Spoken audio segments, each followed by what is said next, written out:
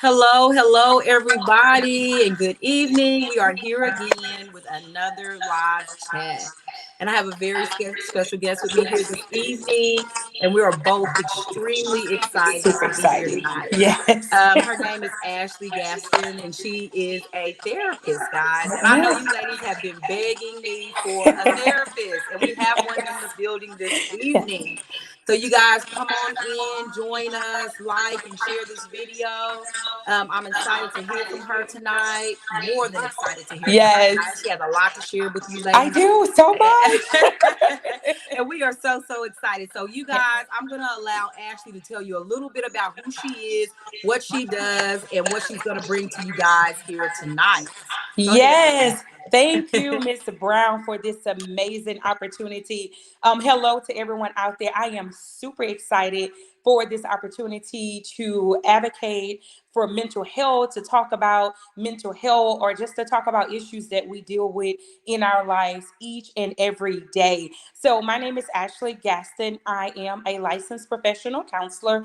I am currently licensed in the state of Louisiana. I am the founder and CEO of Renewing of the Mind Counseling Services. Renewing of the Mind Counseling Services, we offer a very comprehensive, proactive, and safe environment for individuals to address your personal needs and to support your personal growth. We believe that each individual, regardless of race, age, sexual orientation, education, background, socioeconomic status, deserves a personalized approach to counseling to address the barriers in their life that have prevented them from their developmental growth. And so our goal in counseling is to help individual excel to their highest potential. Wherever you believe your highest potential is, our goal is to foster that and to help you grow and shape that in whatever fashion you believe that you need to shape that in. Wow, that is awesome. I, Listen, that introduction was the bomb. thank you. I rehearsed it, I okay? loved it. I'm hooked. We Yeah. are so, like I said, excited to have you Thank here, Miss you. Gaston. Like, Yes. okay, so I didn't know you were from are you from Louisiana? Is that what I heard you say? Yes, I am from Louisiana. I am a two-time graduate of the Southern University Whoop, Agriculture whoop. and Mechanical College in Baton Rouge, Louisiana. I have a Bachelor's of Science degree in psychology, and I have a Master's of Arts degree in clinical mental health counseling. Wow. Yes. So you know your stuff. And that is Yes. exactly why I brung you on this show because Thank we you need so to much. know. Yes, ma'am. So tell us, tell the ladies a little bit about kind of what we talked about earlier. We talked a little bit about what's going on now, and I'll give you Hmm. guys a background of why I brought Miss Gaston on here today. Hmm.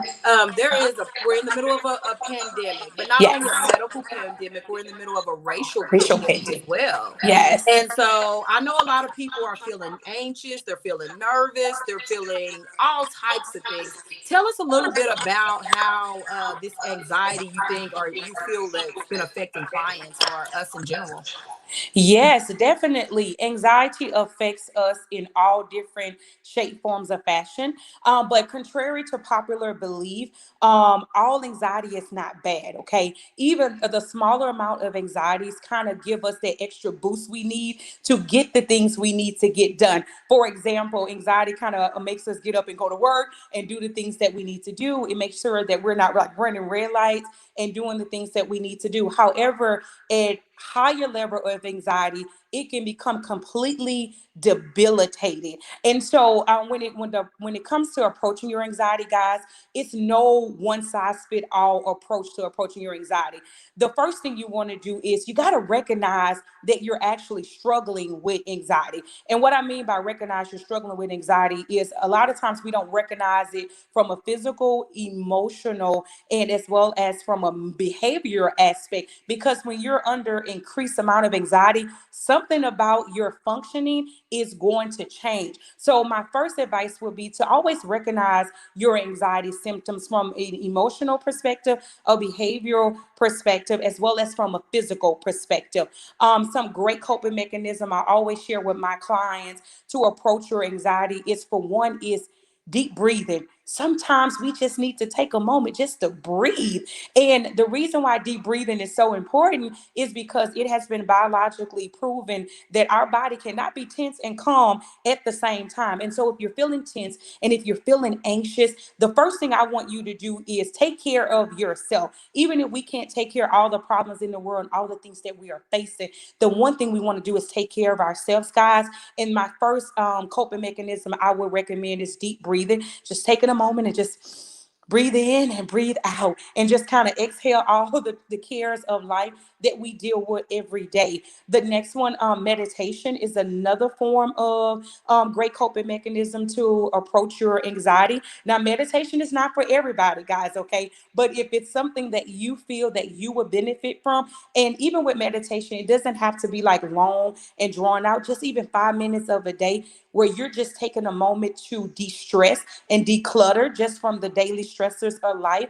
Meditation is also great. And another one I love is journaling. A lot of times we have so much thoughts that are running in our head until we cannot process everything that is happening so fast. So just taking a moment, whether you're grabbing a tablet, whether you go buy a specialized journal from the store, or even just grabbing your phone and just taking some notes in your phone, because the goal is we got to get those thoughts out of our head and we got to get them onto paper. And the thing of it is, that's the only way we can make sense of it all. It's like, I need to make sense of what is happening in my head. And so a lot of times journaling really helps. And exercise is also Ooh, another great coping that's a good one. mechanism to run off those stresses, to relieve some of the anxiety that you are experiencing. And so those are just some of a few top ones I always recommend. And from my experience, I utilize those things as well, and they work tremendous wonders on us whenever we're experiencing so much anxiety and so much stress. And like you say, Miss Eleanor, we're not only living in like a medical pandemic, but we're also living in a racial pandemic. And all of that stress Absolutely. and all of that anxiety becomes overwhelming. And when it becomes overwhelming, we gotta tap into those internal coping skills, guys, to help us to de-stress and declutter just from the daily hassles of life. Absolutely. That is Yes. so good. I'm Yeah. loving all of this. So I need a list of these so I can No, I will send it over rotate to you. them. No problem. Yes, Yeah, seriously, I will send yeah, it over to you. absolutely. Yeah. One more thing, Miss Eleanor, that I like to use sometimes, imagery.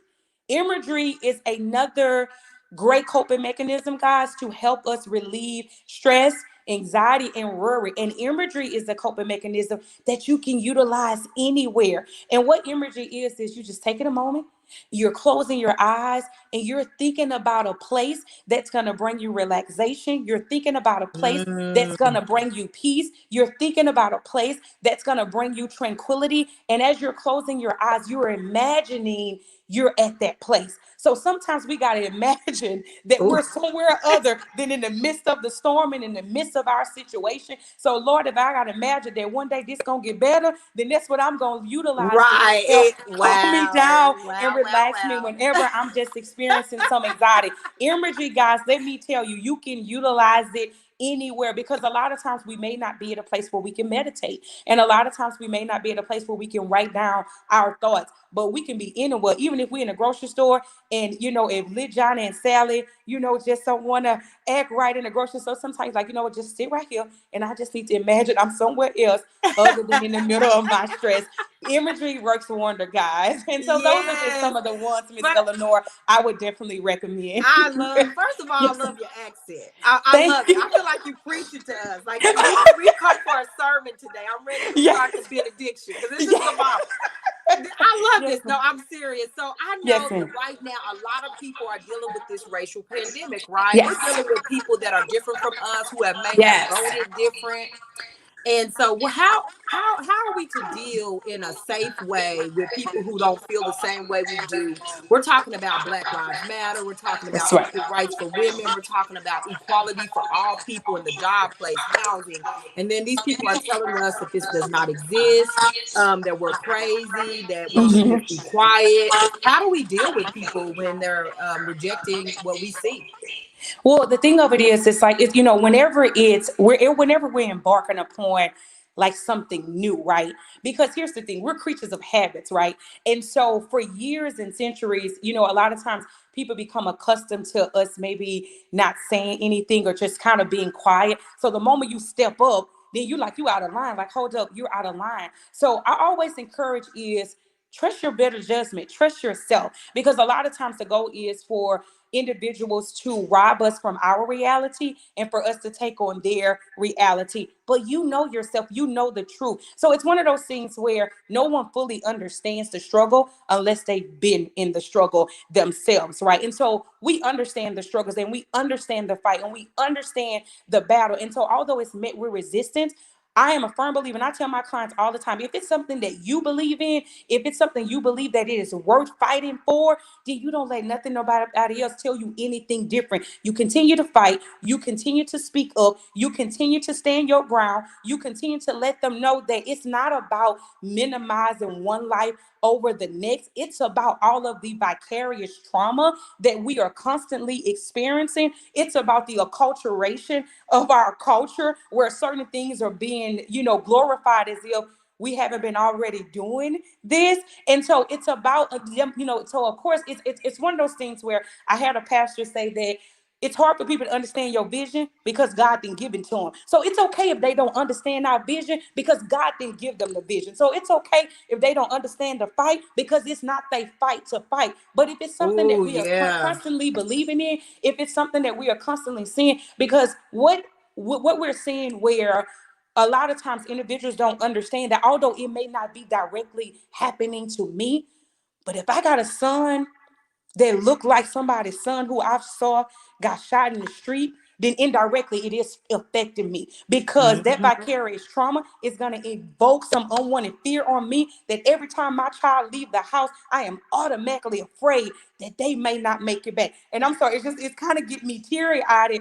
Me because too. yeah, I'm over it here kind of like, get me oh my teary-eyed, God. right? And so Yes. and we so a lot of times it's difficult for individuals to see the struggle because the struggle is not happening to them. So it's okay. My goal is not to convince you of what I'm fighting for, but as long as I know that what I'm fighting for, that it matters and that it deserves a fight, I would encourage you guys continue to fight, continue to speak up because the only way change is going to happen is we got to speak up. My grandma used to always say that closed mouths don't get fed. So if we Oh, close our yes. mouth, change is not going to happen. So just like our ancestors came before us and they had to fight and they had a struggle they go through to pave the way for us to embark upon the opportunities that we're embarking upon right now, then I believe that it is our responsibility to fight for the generation that is coming behind us and for us to pave a way for them to embark upon even greater opportunities that we did not have. So my encouragement is keep fighting,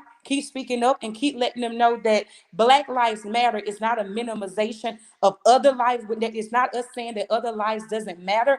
It is a fight to say that we have to continue to revisit these same situations over and over and over again until change come. We're gonna keep fighting until change comes. Exactly. I love Yes. it. Yes, because I So, because I tell as a therapist, right? Like in the Mhm. beginning, I told you, like regardless of race, age, sexual orientation, I feel that it's my duty as a clinician to speak up because I serve clients that look like me, and so how am I as a clinician say that I'm fighting for the rights of humanity, or I say that no, regardless of race, age, sexual orientation, background, education matters, but then when it's time to speak up, I tuck my tail and run. No, no, no. I need to be on the front line to let the clients know that I'm Exactly. dealing with that. No, your life does matter to me, and your growth does matter to me, and change does matter to me. Because the only time, because it's one of those things that nothing changes, right? Nothing changes. So in order for change to happen,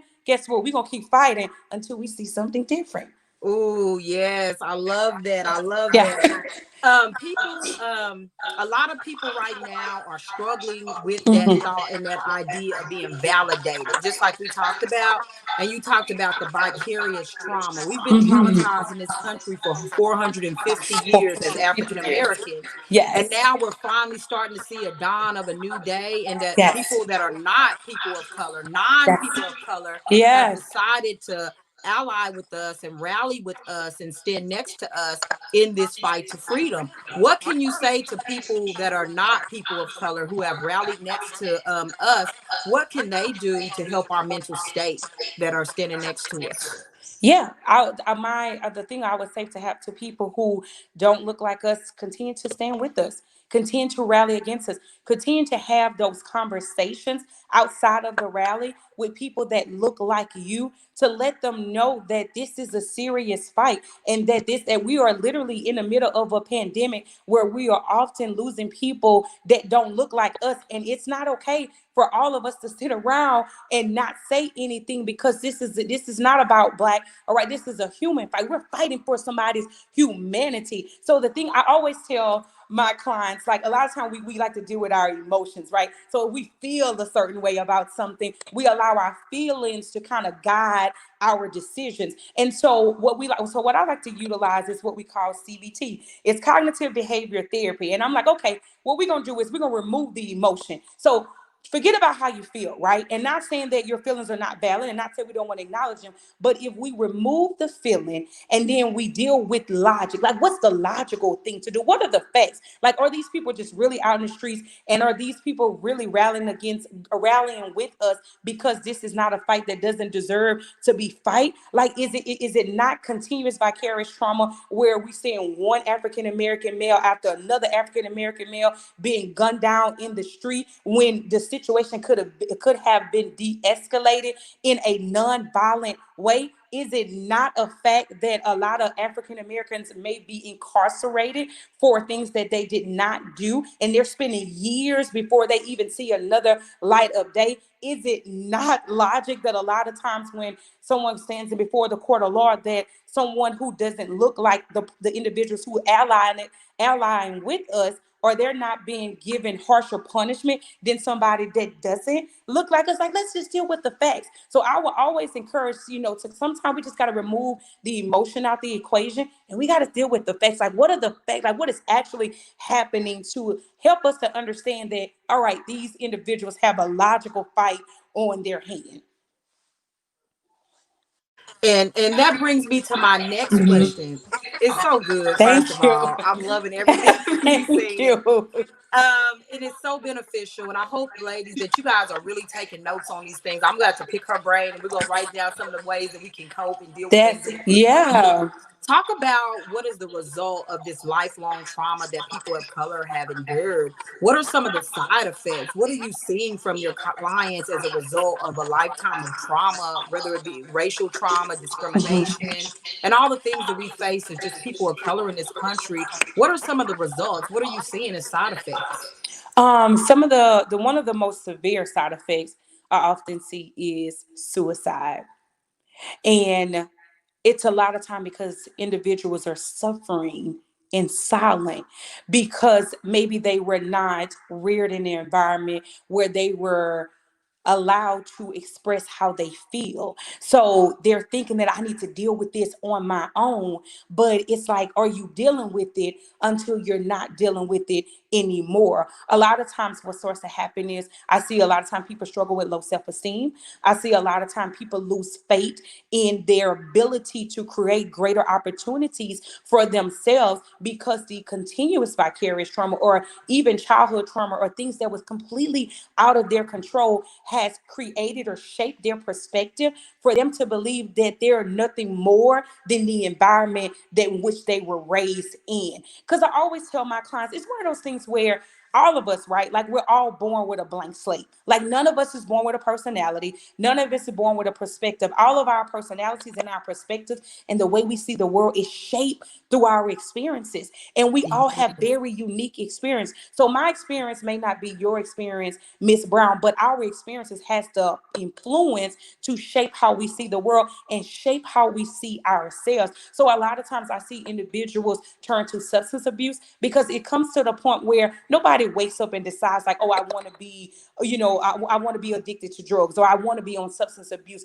What Right. I've learned just through my experience of working with individuals, it's one of those things. Well, whenever they're coming to me, Miss Brown, I always tell them, okay, this is just the tip of the iceberg. We got to pull Right. back the layers to see what led you to this place. So a lot of times it leads to anxiety, it leads to depression, it leads to low self-esteem, it leads to lack of self-worth, it leads to substance abuse, it leads to poor decision making, it leads to poor emotional regulation. Because how can I effectively regulate my emotion if I've never been taught how to effectively regulate my emotion? So a lot of these things are learned behavior. Right. So I learned to, like, it's like one of those things, like, no, like they say, monsters are not born, monsters are created. Or like, nobody's born violent. Like, that is a That's learned created. behavior Yeah, that is absolutely. created through the Mm-hmm. constant trauma, or the constant things that I'm seeing in my environment, whether it's happening in my home or whether it's happening outside my home. A lot of these behaviors are learned.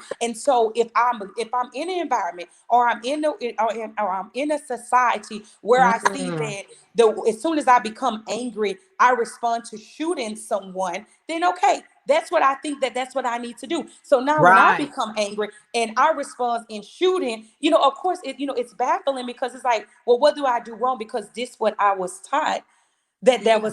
that's what I'm supposed to do. Or if Yeah. a child grows up in an environment where mom and dad are always talking to each other, yelling and screaming and using profanity, then of course little Johnny gonna go to school and he may And curse cuss the kids. everybody out. Not Exactly. because little Johnny's just a bad kid. He has learned that that's the way you communicate. So what I see a lot is a lot of learned behaviors.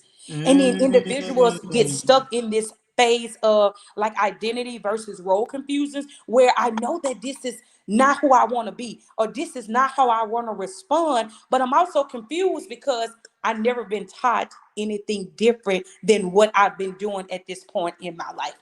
Absolutely. That's Yes. so good. Yes. Oh, that's so good. And like another thing I really wanted to talk about, everything you're Yes. saying is so good because everything we going through right now is definitely learned behaviors. Learn And it's behavior. stuff that people have taught us and taught us how to act. I know Yes. a lot of time as Black women, people assume that because we're speaking our mind that we're angry or we're upset with them, or we looked at as belligerent or disrespectful because we say or speak our mind. When Right. as a white woman or a non-person of color can say the same thing you said, and even in the Right. same tone, but they're looked at as a leader, or they're looked at as someone who is a trailblazer, or oh, that's a good idea. But when we say it, it's considered the angry Black woman, or she has an That's it. attitude, or she's defiant. Talk a little bit Yes. about how that traumatizes us. Yes, like that. So the angry Black woman, I guess, I don't know if you want to call it like a phenomenon, or, this, I'm not even calling it a phenomenon, the angry Black woman stereotype. What that does to a lot of women, from what I've seen in my experience as a clinician, is it shuts them up, because I'm too afraid to say what I have to say. Because every time I speak my mind, Miss Ashley, I am told that, oh, I'm either too loud, or I need to be quiet, or I should not have said it in that way. So a lot of times, a lot of women have so much they want to say, and they have a story that they want to tell, but they hide behind the stereotype of the angry Black woman, because every time I ever spoken up, I was told I need to be quiet. Every time I tried to speak my mind, I either lost my job, or I didn't get the position that I wanted, or I was not acknowledged for what I did speak up to say at that particular time. So once again, it goes back to, it affects a person's self-esteem. It affects a person's self-worth. It affects how a person see themselves. So if I see myself as an angry Black woman, automatically, once again, we got to deal with that fear again. And it's the fear of wanting to speak up, knowing I have a right to say what I need I to have to say, say. but I don't Hmm. say it because I don't want that stigma on me. I don't want that on my back to be identified as the angry Black woman. But here, once again, it goes back to say that because I'm speaking so passionately, that doesn't mean I'm angry. I'm just passionate about what I Right. believe in. And a lot of times, if I'm speaking in a manner in which it is perceived and it's as if I'm angry. A lot of times it's because I've been trying to say it in a nicer way, but it's often being ignored. So the only time I get attention is when I'm speaking with authority. So a lot Right. of times it's I'm speaking in authority, but it's viewed as if I'm speaking as if I'm angry. No, I'm not angry. I Angry. am passionate about what I do and what I believe in. So to answer your question, a lot of times it just affects the way African Mm. American women see themselves, especially in corporate America. Like, I mean, they can want to go for the promotion, they can want to go for the job, but I'm too afraid because if I say something, they're gonna automatically think that, oh, I'm trying to. she's bucking against the system. And it's Mm-hmm. not that I'm bucking against the system. I'm very passionate about what I believe in. Yes, Yes, absolutely. yes, ma'am. Wow, that is so Yes. good because, and it's personal to me. I told you before when we were Hmm. talking that I was in corporate America and I dealt with that often in board meetings of people are saying, "Oh, she's just angry. What's wrong with you? Are you okay?" No, I just said that I disagree with what you're doing and I think it's a better way for us to make money with this company. Like That's I it. want to be promoted just like you, but I'm looked at as aggressive or upset when I'm just simply telling you that this is a better way. So absolutely. And I Yes. think as Black women, and other women of color too, Hmm. that we sometimes we deal with that in a way of we hide it or we cower down or we That's it. belittle ourselves or we shrink pieces of ourselves and it's damaging for Whew. us over Speak to longevity. my soul. Yes, Yes, literally. yes. And Mm-hmm. it's come to the point where I, often tell, my female clients, regardless of, their race, I say that, do you want to continue to break yourself down into bite-sized pieces just so somebody can chew over you? If they cannot accept you for who you are, the whole you are, is it fair to you to have to break yourself down in bite-sized pieces just to be accepted, just to be validated? Because a lot of times, it's one of those things where a lot of times we're often being judged by the decisions that we make, but a lot of times people don't even know the options that we have. Like, how you gonna judge me for how I'm speaking or the decisions that I'm making regarding my life, or what decision I'm making even regarding like if I'm gonna leave the company or go for a next move, when you don't know the options that I've had in my past. And so that is so Exactly. good when you say that, like, break yourself down into bite-sized pieces just so you can have a seat at the table. So ladies, as a clinician, I encourage you that if they don't want you to sit at their table, you go grab some wood and some nails and you go create your Okay. own table. And I can assure you, baby, you do little bit and God will increase the rest, and he will send people to want to sit at your table. Seriously, it has to get to a point where, we have to be confident in who we are, because it's one of those things where, whenever my clients say, come and say, oh, Miss Ashley, I just want to be normal. I'm like, well, what that is? I don't know Yeah, what normal is, because what's normal to me may not be normal to you. And so it goes to say that how can I tell another woman that what she is doing is not okay, or what measures she is taking to create the life she wants for herself, that is not okay? Because I didn't go through what she went through. So the way she exactly. responded, I'm pretty sure it's cause for the response in the way that she's responding. Absolutely. And I just Yes. love what you said. Listen, go build your own Go table. build. Just go get some wood. Yes, Yeah. ma'am. Look, call Miss Ashley, girl. I will help you build the table. All right. We are not begging to sit at seats, nobody table Right. anymore. We We're building not our doing own that no tables out more. here. Woo, Yes. yes, ma'am. Because Yes. I feel like we have done that. So Yes. people keep saying, that's what's normal or that's what's expected. Well, Yes. that your experience is not my experience. You know Not what my I'm saying? experience. My potato salad ain't your potato salad, honey. Exactly. I don't eat that type of I potato don't salad. eat it because I Yeah, don't want so no onions in we're my of a potato different. salad. Yeah, That's right. listen, I don't we want don't no fry our onions. chicken the same either. So That's we're it. different. We've had a different set of experience. So I'm not Yes. on your wavelength. So what you're That's it. selling to me that I need to be may not be comfortable for me. But so many years as a people, we have tried to fit into these cookie cutter molds of what That's it. America wants us to be. What And we're America saying wants this us to be. year, this is the last year. We're Mm-mm. done. We're We're done being done. your version. We We're are going to be done. ourselves. We're going to be And we're going to be exact. comfortable with that. So, talk a little Yes. bit about women who have struck out on their own and they've decided, hey, what I'm calling it right now is generational curses. Woo, Talk a breaking little them. bit. I didn't ask you that in there, but talk about generational curses and breaking generational curses and starting something new. Ooh. Let me tell you. I mean, seriously, this is literally God sent generational curses. Guys, listen, just because our family members may have not done it before us, that does not mean that you are not capable for stepping outside of your box. And I'm gonna be honest, stepping outside of your box, it's uncomfortable. It don't feel good. But I promise you, when God has given you a vision and God has given you a purpose, I promise you, baby, God won't let you rest until you birth every vision, every purpose out in your life. I don't care if you go from corporate America or to this job and that job, you're going to run into things because God is trying to pull you away and he's trying to get you to step outside your comfort zone, and he wants you to be comfortable to break that generational curse. I am a living witness of breaking generational curses. And my God, I'm sorry, I'm about to preach to Miss Brown. If God allowed me to break generational curses within my family, I have no doubt that he will allow you to break generational curses. Because let me tell you why. See, my God, I'm talking about my God. He is the same God yesterday, today, and forevermore. And he said Wow. he don't have no respect for a person. I am the first to graduate out of high school in my family.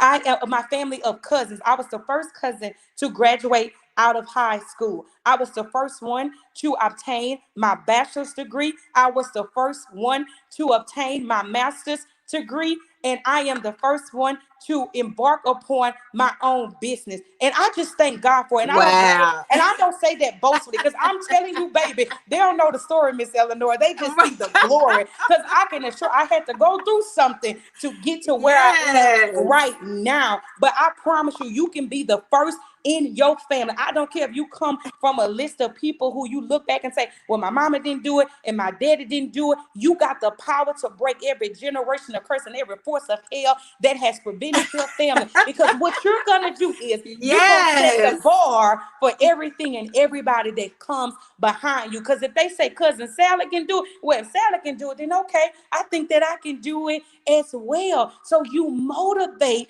your family members behind you Yes. Y'all to give us reach some praise farther hands. than what your parents or what your grandparents have reached. I am serious. So listen to me. Whatever dream, whatever goal, whatever aspiration you are thinking about, I promise you, this is what you need to do. A dream only becomes a reality through hard work and some sweat and some tears. And so Man. it don't have to be perfect. Let me tell you, when I first embarked upon my private practice, I'm gonna be honest with you, baby. All I stepped out on the faith and the prayer, and I said, God, you gonna increase it for me because I'm not sure what's happening right now. But I knew that God had a burning desire in me, and I had to get birth to what He had birthed. I had to get birth to what God has impregnated me with. Yes. So I know God has impregnated some of you women with some things, and I encourage you that to just step out. Listen, Martin Luther King said that faith is taking the first step without seeing the whole stairwell. We ain't got to see the whole stairwell. As We long as I ain't. see one step, I'm stepping out, okay? And the So Bible good. says that faith Oh is the my substance God. of things hoped for and the evidence of things not seen. So, baby, even though you may not see it, you speak it into existence, and you keep speaking and you keep working until God manifests whatever it is that He wants you to manifest out of you. Now, you got me Wow. preaching, Miss Eleanor. I'm sorry, guys. Wow, y'all. We done got a Yes. whole sermon today. And look, you told me you was nervous. You're not nervous at all. You are coming in here bringing the full gospel of Jesus Christ. Amen. We had no idea Hey. we was gonna be manifesting all of this Yes, ma'am. today Yes, ma'am. upon today's sermon, Yes, sis. ma'am. Listen, I am empowered. I am pushed, and I know Yes, the ma'am. ladies that are listening to this are pushed. Y'all give her some hope. Like I got women running up and down this timeline with praise hands, Miss Ashley, for you, Miss Gaston. God is Like they good, are saying girl. amazing. You speaking it. Yes. Eyes have not seen. Amen. Amen. Oh, Like I got. hallelujah. Eyes have not seen, So ears have people not heard. are Come on. excited. People are excited. They are cheering Yes. you on. Like this is so good. Good. It is so good. This is just the perfect subject for me. So a lot of people I feel are in the stages of grief. We are Oh. grieving loss of Oh, yes. so many things, but Yes. it's also a new beginning. Talk about a little bit about stages of grief. Let people know that this is normal how they're Yes. grieving. Yes. Listen, guys, grief is a normal process that we all are feeling, we all have felt, or we all will feel at some point in time in our life. And grief is not just the loss of a loved one. We grieve finances, we grieve a peace of mind, we grieve relationships, we grieve loss of friendship. Anything can be considered a grief or a loss. But I'm going to educate you tonight on the 5 stages of grief. Because, see, once you know what stage of grief you are in, you can recognize that stage and you can effectively move from one stage to the next. So, the first stage of grief is it's 5 stages. First stage of grief is denial. A lot of times when we have initially lost something or lost a loved one, we are in a state of denial because a part of us don't want to believe that I have lost a loved one, I have lost that finances, I've lost my job, or I lost the relationship. So we're in the stage of denial where we're kind of going back and forth, questioning ourselves. Did this really happen or did this not really happen? And a lot of times and then one thing about grief, it's no everybody experiences and deal with their grief experiences very uniquely. So listen, if you've been grieving something for 20 years, I'm going to tell you as a clinician that it is okay because this is your grieving process, and healing is not a straight line. You don't just go on a one-way street and you say I'm healed. Healing is very linear. So I want you to allow your self-love and your self-compassion to kick in and understand that you are human. And if you are still grieving something that some people may be saying you should have got over right now, I am telling you as a clinician, if you are still grieving, that lets me know that you are still healing. Because someone once told me the way I know I'm healed from something when it don't hurt me anymore. So if it's still hurting you, that lets me know you are still in the midst of your healing. The second stage of grief Oh, is yes. we go through the stage of anger. Because at that point, now I'm mad. A part of me has come to the realization that this grief is gone. So now I'm mad about I'm angry about the thing or the things that I have lost. And listen, it's okay to be angry because the Bible says it's to anger, but sin not. Anger is a natural emotional response that we all have experienced at some point in time in our life. It's the way we respond to anger that a lot of time gets us into trouble. So if you're feeling anger tonight, it's okay. You're human. That what makes us human. The fact that we can feel emotions makes us feel. I always tell my clients in therapy, listen, my goal as a clinician is never to eliminate your emotion. I want to talk about it. I want to acknowledge it, and we going to process it. Because a lot of times we live in a society where we are dehumanized because people don't allow us to feel because they think that, oh, you should be over there by now, girl. Girl, you still dealing with that, girl. You still crying behind that man. Yes, I may be still crying behind him, and that's okay because you're still in your healing process. Now, there's denial, Exactly. there's anger. After anger, it's bargaining. And in the bargaining stage, it's the woulda, shoulda, coulda, woulda. What could I have done different to change my situation? What could I have done differently to prevent me from losing whatever it is that I have lost? And whether that's a job, whether it's a relationship, whether it's a loved one, you are in that bargaining stage where you're just trying to figure out what could I have done differently to change that situation. And after the bargaining stage, it's a stage of depression. Because what happens is a lot of times our anger, we internalize the anger. And so I always tell my clients that anger is just the tip of the iceberg. We got to deal with all the other emotions that's under that iceberg in order for us to deal with the anger. And so if you're dealing with a grief and you're feeling depressed right now, I can bet your buck you have internalized your anger, but it's a part of the grieving process. And the last and final stage is acceptance. Now, the acceptance stage that's a tough one because a lot of times most people don't even get to the acceptance stage. And Mm. acceptance is saying that I accepted a loss, but I found effective ways to move on. And some days you may wake up and you're like, I accepted it, Lord. It's gone, they're gone, or this is gone. I'm moving on. And then there's other days you wake up, you may find yourself going between one stage to the next. And that's okay because Mm. the key word, it's a grieving process. So whenever you're in the Wow. process, that means that you are still going through the Yeah. situation. And if you're going through the situation, it's okay. The most important thing is recognize what stage you are in because in order for you to effectively deal with the grief, you got to know what stage of grief that you're in. So I'm going to recap for you guys. The first stage is denial. The second stage is anger. The next stage is bargaining. The next stage is depression. And the last and final stage is acceptance. And if you haven't come to your acceptance stage yet, I strongly encourage you, if you feel like you don't have an outlet, if you feel like you don't have a support system, that's why God created amazing people like me for counseling. You can reach out to a counselor, reach out to a therapist, and I can assure you guys, as a therapist, our goal is not to fix the situation. Our goal is not to change the situation, but the least we can do for you guys is we can make sure that you don't have to go through it by yourself, and we can at Mm, least try to help you make sense of the situation. Because a lot of times we go through things in our life, Miss Brown, it don't make no sense. We be like, how did I get here? Like, yeah, why am I going through this situation? Counseling allows you an opportunity to process it so we can at least try to make sense of it all. Yes, exactly. Oh my ma'am. God, that is Yes. so good. Thank I heard you. some people are saying, I have a young lady saying her grandma passed away 8 years and she's still dealing with that trauma as well, breathing and praying. So yeah, we're like you said, we go through different parts of Yes. grieving. Some We go days through it's different some processes. days you're Yes. depressed, some days you might be bargaining, you go back and forth. You go back and So I forth. know that a lot of women probably have benefited because y'all on here, y'all talking, y'all blowing her up. Like this is so Yes. awesome. I'm so glad you came on here with us today, Miss No Gaston, and you really problem. No have problem. really got the ladies stirred up and give them something hopefully to think about. So I know a lot of stigma is that African Americans do not do therapy. We only do God. But I Yeah. think that God and therapy go hand in Hey, hand. what? A whole lot of Jesus and Yes. mix that with some therapy. That's my motto.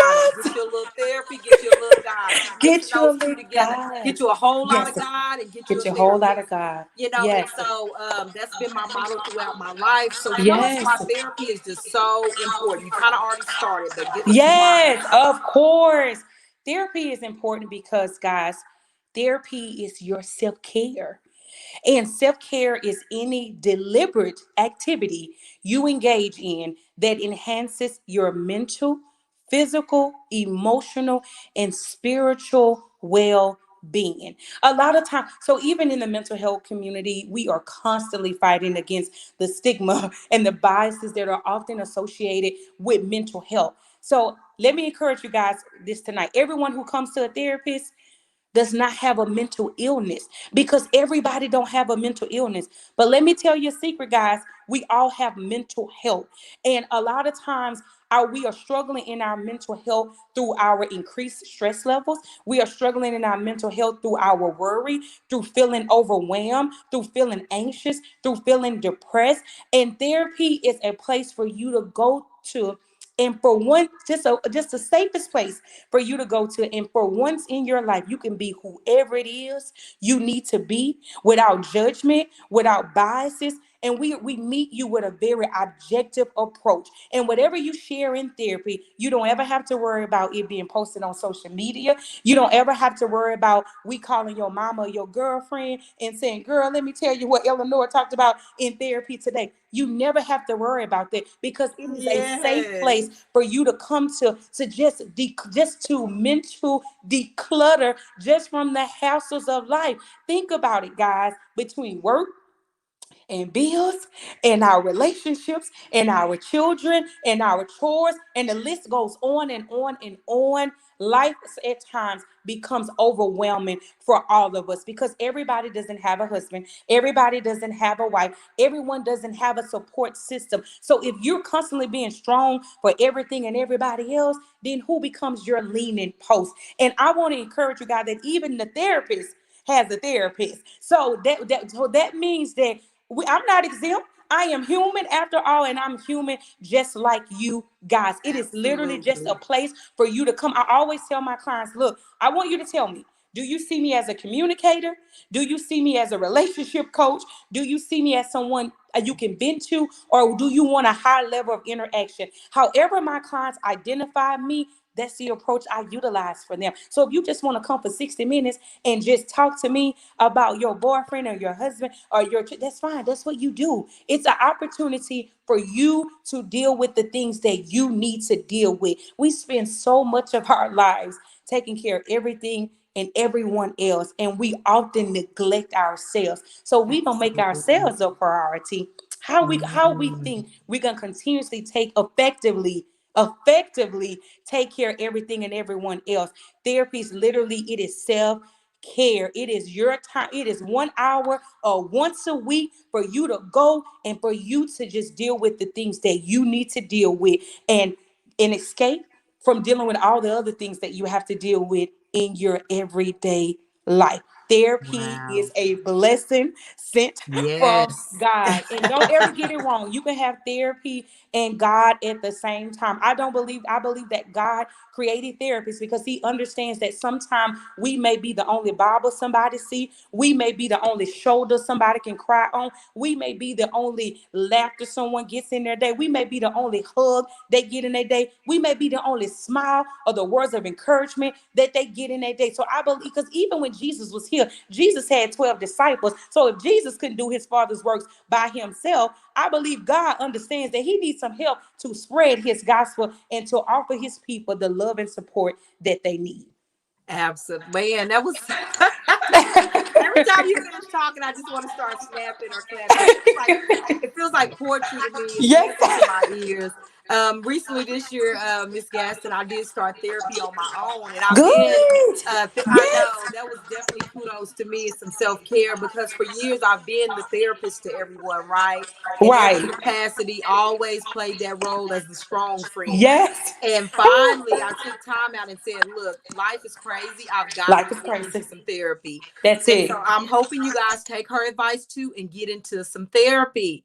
So That's I know it. that you are a therapist and you are a counselor. How do we even get started? What are some of our first steps to getting into some therapy or trying to find a therapist? How do we get our hands on Yeah, one? for sure. Psychology Today is where you go. Psychology Today have hundreds and thousands of therapists all over the world that offer clinical and mental health services.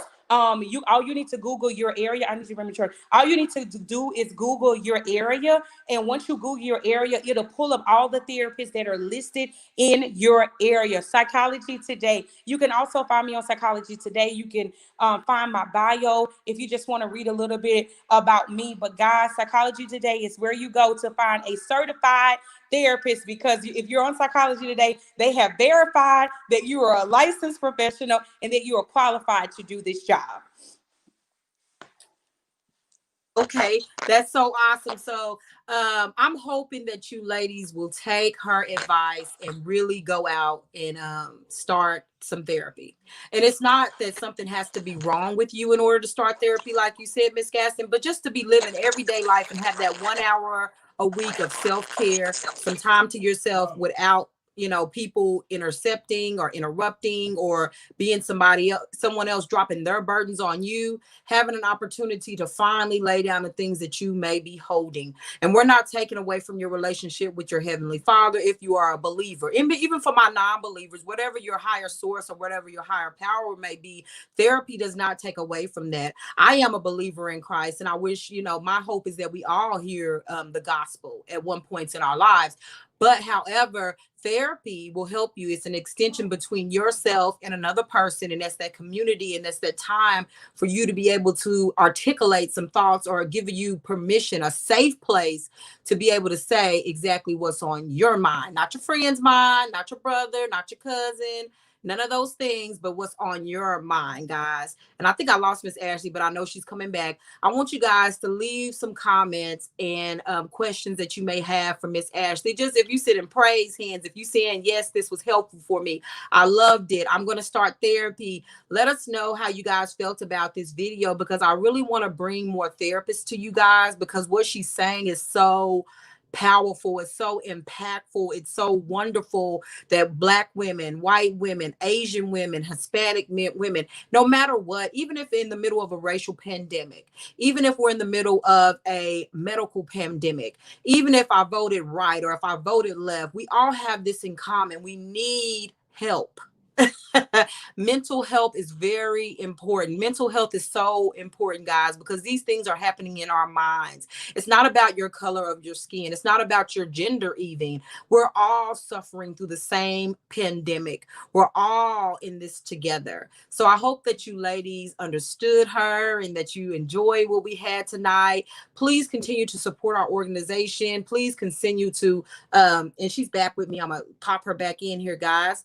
Hopefully we can get her her back in. There we go. Are you here with me? Yeah, we got you back. Yes. But I just one last thing, Miss Gaston, go ahead and tell the ladies where they can reach you at, all your social media platforms and your website. Let us know how we can stay in contact with you. Yes, guys. So currently, the only social media I have right now is on Instagram, and you can find me at Renewing Minds BR on Instagram. So you just add Renewing Minds BR, guys.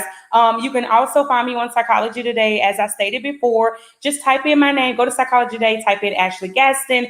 And from Psychology Today, if you just want to reach out to me and call me just from some personal questions, or you maybe just want some life coaching, you can reach out to me through Psychology Today, as well as you can send me an email. So for those of you that don't want to go to Psychology Today, you can also send me an email directly at Ashley, that's ASHLEY, at renewing, RENEWING BR.com. So you can just send me an email, or you can DM me on Instagram. I'll say it again, at Renewing Minds BR on Instagram, or Psychology Today, and just type in my name. And yeah, and with that too, we will put I'll put all her information down in the comments for you ladies to see, and we'll tag it on your bio, which is also here. You guys can read about her above on the bio that I have posted on this video. So she has all her info there, kind of how she got started and all the things about Miss Ashley, or Miss Gaston. I keep calling you Ashley. I just love that I have a really close person to me that's named Ashley. So I feel like family with you right now. So I'm family. It's all right. It's fine. It's totally fine. I've enjoyed every bit of this. It's just been so great to be able to hear some of the things that came from you today, and what you were able to share with the ladies. It was powerful. I felt like I really just had a meeting. Come to Jesus meeting. Like, come on over here, baby. Sit down. Come on in the room, ladies. Like, it was really good. Ladies in the room. That is exactly what I hope you ladies experienced as well, and that you would take her advice and her recommendation. And please understand that even if you are grieving, or if you're feeling anxious or upset during this time, that there is hope for you, and that it's completely normal, guys. We're in the middle of a racial pandemic. We're in the middle of a medical pandemic. What do you expect to be happening? Of course, we're not going to be okay. And it's okay to not be okay. It's okay to grieve. It's okay to see a therapist. It's okay not to be okay right now. Okay. Don't think that you're the weirdo in this situation. You're not. And I promise, don't ever think like you're alone and that you're by yourself, and that some of the things that you're feeling, like, if you're ever wondering if everybody else is feeling some of the things that you're feeling, as a clinician who has worked with many people in various populations, yes, we all are feeling the exact same thing that you are feeling. And if you have to put into place some protective factors, put those protective factors into place. And one of the protective factors that you can put into place, guys, is talk to a therapist. I promise you, it is absolutely nothing wrong with talking to a therapist, because it is a safe, once again, I just want to reiterate, guys, it's a safe place for you to go to, for you to talk about whatever it is that you need to talk about. And we are here to listen. We are here to offer you guidance. We are not here to tell you how to live your life, but we can share the knowledge that we've gained through our education and our experience. And I mean, we don't want to keep it all to ourselves. We are more than happy to share that knowledge and that experience with you guys, to just say, hey, I know you tried this, and hey, think about this as an alternative. I promise you guys, listen, please, if you don't hear anything else I say, continue to advocate for mental health, continue to advocate to talk to a therapist, because remember what I said, everybody who talks to a therapist is not mentally ill, but everybody has mental health. And that means that we go through things in our life that doesn't make us feel good inside. And we just need to take a moment to process those things that we are struggling with, guys. Absolutely. Yes. That's perfect. I have nothing else. I mean, she's hit the nail on the head so many times tonight, John, that I'm just excited, and I'm in total agreement with everything you said. And I think that women this year, if not any other year, have probably decided that this is the way to go, ladies. And I am cheering this on. Jesus in therapy. That's my motto. Get it. That's it. We're gonna get t-shirts and everything, mate. Jesus and therapists. And and even on another thing on Psychology Today, if you are looking for a Christian counselor, I can assure you, you type that in, and Psychology Today would filter these psychologists, therapists, or counselors for you that is within the search that you are looking for. If you say, no, I'm not giving up Jesus, I want Jesus and therapy, guess what? That's what you will get, because even on my Psychology Today bio, I am listed as a Christian. So people who are looking for Christian counseling, baby, we can go to church. Let's go to church. We can go to church if that's what we need to do. I don't mind going to church. I don't mind talking about Jesus. However, if that's something that you want. So I don't ever get it confused. A therapist would never go into sessions just automatically throwing Jesus out at you or inflicting their values or inflicting their beliefs on you. But if you come in saying, this is what I'm looking for, I promise you, we're going to go to church and any other you there if that's what you want to do. Exactly. Remember, therapy is literally about the therapist. We are the passenger. You are the pilot. You are driving it, and we are just here to just go along the ride with you guys. So please, guys, whatever stigma, whatever biases, whatever whatever, forget what you heard, because that's what's not happening in therapy. We are having fun. We are talking about real life issues. We are bringing interventions. We are bringing coping mechanisms. We are bringing these tools to therapy to just say, hey, you tried this, so just try this and see how it works. So it is not to strip you or change who you are. We just want to add to who you already are, so you can become the best version of yourself. Absolutely. I Yes. love that. And this is the one last thing before you Yes. go. Can you just go quickly through those coping? You gave us, I think, Yes. 5 coping mechanisms I today. did. And some of the ladies were not on here yet, but I got a lot of them on here now. Okay. Can you give us a couple more of those coping Yes. mechanisms, Of and then I'll course. let you go? I know I've held you No, hostage, but I no love. problem. All right, ladies. So, for the ones who just joined, look, thank you for joining this movement. I mean, Miss Eleanor, as God sent, this is an amazing movement. So, before I end, I just want to thank you for having me on. So, ladies, we were talking about anxiety, and Miss Eleanor just asked, what are some coping mechanisms that you guys can utilize in response to your anxiety?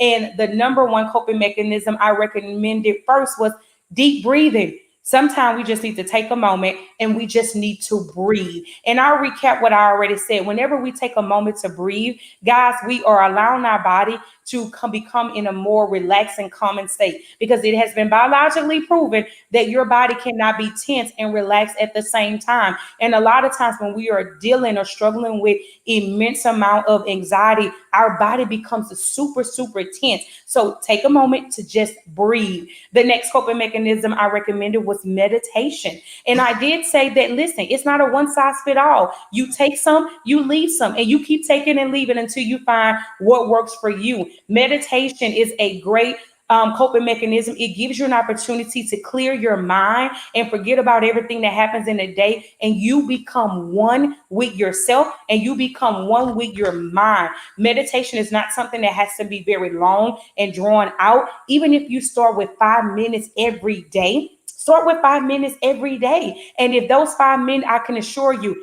little changes can lead to big effects. Okay. So don't ever underestimate those 5 minutes. Those 5 minutes, if you find a sense of release for those 5 minutes, I can assure you, you're going to yourself begin to increase those minutes as you continue to engage in meditation. The other one I recommended was journaling. A lot of times anxiety causes us to have uncontrolled, unwanted thoughts, intrusive thoughts. So journaling gives you an opportunity to mental declutter and to write your thoughts down. And it also allows you to keep a record of your thoughts. Are my thoughts improvement? Are my thoughts getting better? And it also helps you to identify, what am I thinking about that may be triggering my anxiety? And the reason why I say what I may be thinking about, guys, because from we got to understand that what we think influence how we feel.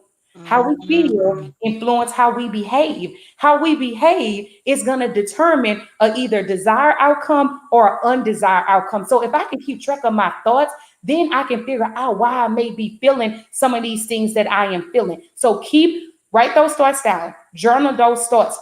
The last one I recommended, I recommended exercise.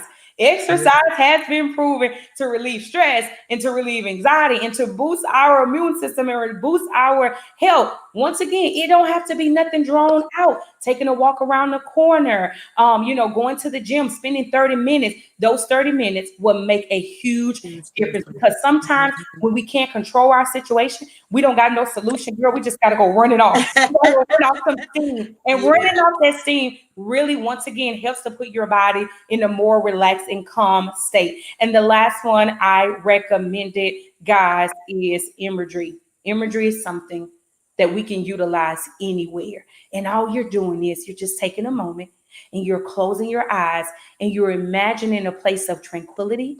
You're imagining a place of peace. You're imagining a place of serenity, whether that's on the beach, whether that's in your bed under the cover with Netflix on, whatever brings you peace. So imagery is something that you can utilize all the time. And the last, but certainly not least, is prayer. Sometimes we just got to take a moment. We just got to pray. Prayer is another coping mechanism that you can utilize and you can take anywhere, you can do anywhere. And if you just want to take a moment of silence, just to pray and say, Lord, not my will, but thy will be done. Sometimes we just got to give it over to him. And if that's what you need to do, that's what you need to do. You can take a shower. You can go for a walk. Remember, guys, there's no one size fit all. Whatever works for you. And the biggest thing of it all to help minimize and relieve some of your anxiety is you always want to make sure you are taking some time out of your week for self-care. A deliberately activity that you do that brings you peace, joy, serenity, and it's going to enhance the mental, physical, emotional, and spiritual quality well-being of yourself. You got to make yourself a priority. Make yourself a priority. And how do I make myself a priority? Just by doing something that I enjoy. So whether that's retail therapy, whether it's going to get your nails done, whether it's going to get your hair done, whether it's going to get a massage, whatever brings you that sense of peace, and you can look back on your week and say, okay, I did something for myself last week. Yes. It puts a smile on your face. Listen, do it, engage in it, guys. And so, listen, like I say, write some of those sounds, guys. Leave and take whatever you feel works for you. But I can assure you, if you use one out of the ones I listed, I promise you it will make a world of a difference in your life. Yes. Absolutely. Yes, Well, ma'am. thank you No so much. problem. Once again, it was Yes. so good. I learned so much even on my own. So I know Yes. the ladies have gleaned from it and Yes. gained from it. Yes, And ma'am. I hope you ladies took it all in like I did. Yes. I was sitting right here thinking, oh, I want to meditate or maybe close my eyes and do some imagery right Just now imagery, and just maybe be on imagery. vacation. I have to do it often with my Yes. little girls. I'm in the trenches. I tell people, they say, well, what you got? I'm in the trenches today with the little ones because we potty training. We doing all those little I'm baby in the things. church. And Yes. I just say, oh, maybe I can imagine I'm in Hawaii or something like that Yes. right now. That's it. We in the So trenches. yeah, And that's okay. Sometimes, depend on the responsibility of what we have going in our life. Look, sometimes we're in the trenches and all we got is like, I'm just going to imagine I'm somewhere else other than in the trenches right now. And that's what you need to do, ladies. Listen, do it. Make yourself a priority, guys. Put yourself as number one. Make yourself a priority because remember this. I'll tell you, this scenario I like to use for my clients. I always think about like, I tell my clients, like, hey, you're on a plane, right? And if the plane is going down and the oxygen mask come off, you have two kids. It's one of you, Miss Brown. Who do you put the oxygen mask on first? mm, I don't know. It's just me. Who do you think you got your two kids and it's one of you? Who do you think you put the oxygen mask on first? What the ladies saying in the comments? I don't know. You guys, what do you think? Who would you put it Who do you on? put I the guess oxygen me. mask on first? I don't know. That'd be a hard choice. I wouldn't be able to choose. Maybe myself so I can save the other That's folks. it. Oh, beautiful. There you go. You put it on yourself because if you take care of you, you have equipped yourself to take care of everyone else. Because remember, it's one of you and it's two of you. Yeah. So as the plane continues to descend and you're trying to put it on one of your daughters and you pass out, now you or the other daughter don't have it on. So at least if I secure myself, I have positioned myself to be able to take care of Mm, everything and everybody else that I need to take care of. So I say all that to say, ladies, take care of yourself in order for you to effectively take care of everything and everyone else. Wow, that's so good. Somebody literally just said what I said. Wow. That's such a good analogy. I'm gonna have to use that one. I'm gonna have to steal that one from because that is good. I remember when they told us, I just recently went on a trip and the flight attendant said, you know, before, if we happen to get into a crash and you have your oxygen mask, always put yours on first. I wasn't even thinking about that though, but after you said that and gave me the answer, I'm thinking back to what she said, because if you can't you can't save your passenger or anyone else unless you have yourself covered. And it's just so crazy how, like, I was debating, like, oh, maybe I should do this and this and that first. I'm trying to think of ways to save both kids at the same time. And I never thought about myself. So how many of us are not thinking about ourselves? A lot of us are not thinking about ourselves. But see how you just kind of debated, went back and forth just from there. Now, this is what we do daily in our life. I do this for myself. Oh, no, I feel guilty because I need to go over here and take care of this. And a lot of times we kind of just running around, taking care of everything and everybody else. And then what starts to happen is we start to pour from an empty cup. Like, how you pouring from an empty cup? And so you got to take a time to recharge and refill, you know, in order for you to continue to pour into the people's lives that you need to pour into. Because I promise you, if you keep running off of fumes, eventually you're going to stop and you're going to run out totally. So you got to take care of ourselves, ladies. Take care of yourself. Oh, wow. That's so good. So we're doing self-care in the middle of a pandemic. We're doing self-care in the middle of whatever's going on. We need to be looking at ourselves, y'all. We got to be looking at ourselves, right? Seriously, because it's one of those things, you know, like Gandhi say, like, we got to be the change we want to see. Like, you got to be the change you want to see. And so if I want everybody, you know, around me to be fruitful and prosper and be in good health, then I need to be that example and show them what it's like to be in good health and to take care of myself, you know, and not always feel so compelled to go run around and take care of everything and everyone else, because we're ladies. And so we are natural caretakers. So our first thing is I always want to take care of everything and everyone else. But if you're taking care of everything and everyone else, then who's taking care of you? Wow. Exactly. Take care. Wow, this is your longevity. So Yes. Remember, guys, it will increase your longevity and it will prevent you from having professional burnout. So longevity is the key. We want to increase our longevity and increase our days that God has for us on this earth as long as possible. And the way we do that, we got to be good stewards over the body and the temple He has given us.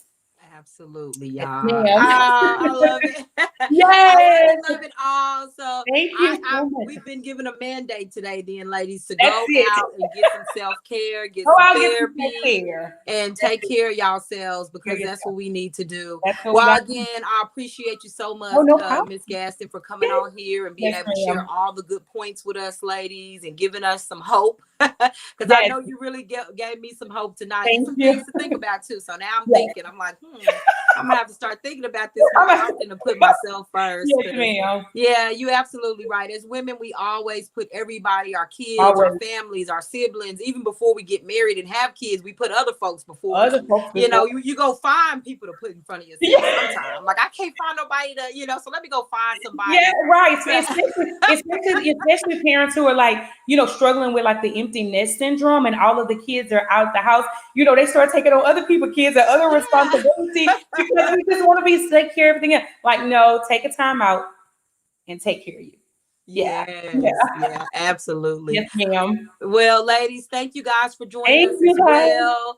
Leave her some messages in the comments like you guys already have. Somebody said, great job, very informative. Thank you. And that was from Miss Rosalind. And so thank you guys. Thank you, Rosalind. And then I think it's Teresa. She's clapping for you, telling you did a great job. Thank you, guys. Constance. Yes. Constance, hi. She said amazing, such a great job, informative. Okay, well, ladies, we'll be back again next week. And I know Miss Gaston is going to be back with us. And I am going to hook her and we're coming back because I want to hear more. We're on a mission. We're on a mission. So just let me know, Miss Eleanor, reach out to me. Listen, we're on a mission, ladies. Look, we are going to take care of each other. That's okay. If society or the world not going to take care of us, we're going to take care of each other. That's what we're going to do. Okay, girls? We're going to take absolutely. Let's take care of each other, y'all. Like, I mean, if people won't do it, we're going to do it for each other. There's no more of like we leaving it up to whenever. No, we're going to be intentional. this We're gonna year. be our sisters keeper. I love it. I love it. I love it. Yes, All ma'am. right, ladies. Well, we'll be back Thank you again next guys. week. Thank you, Miss Eleanor. You have a good night, okay? All right, you All right, too. bye-bye. All right, bye-bye. And so, ladies, we will be back again next week. Thank you so much for tuning in. And I thank Miss Gaston. She does such a great job. Thank you guys for tuning in. And I will see you guys again next week. Or actually, I'll see you guys later on this week on Thursday. I'm coming back Thursday with Miss Susie Hunter. She lost over 100 pounds. She has a weight loss journey that she wants to share with us. And it's about physical health and wellness. And she has an amazing story of losing over 100 pounds. So join me on Thursday at 7 p.m. and I will be back to talk to you ladies again. I love you and have a good night.